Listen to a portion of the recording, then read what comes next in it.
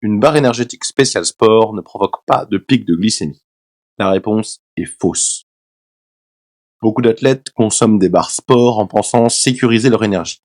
Sur le terrain, on observe fréquemment un boost rapide, suivi d'un coup de fatigue 30 à 60 minutes plus tard, parfois des fringales et une baisse de concentration ou un changement d'allure. Le terme sport n'a aucune valeur physiologique.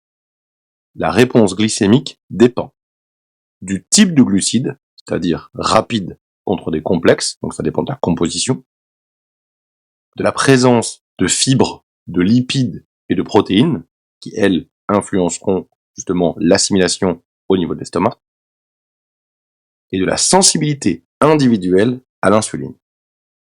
Ainsi, une barre riche en sucre rapide, pauvre en fibres, provoque un pic de glycémie, une sécrétion importante d'insuline, puis une chute.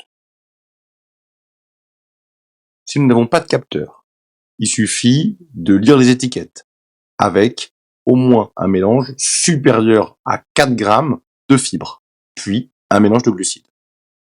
Il faut bien sûr tester les barres uniquement à l'entraînement. Il faut fractionner les prises plutôt qu'une grosse barre d'un coup. Et il faut éviter les barres très sucrées, isolées, sur des efforts longs à intensité modérée. L'intérêt du capteur, il permet de voir l'amplitude du pic de glycémie, la vitesse de la chute post-ingestion, et les différences entre deux barres pourtant équivalentes sur le papier.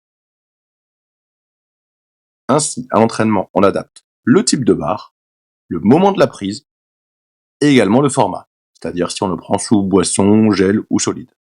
Ainsi, nous avons une énergie plus stable et une meilleure régularité d'allure.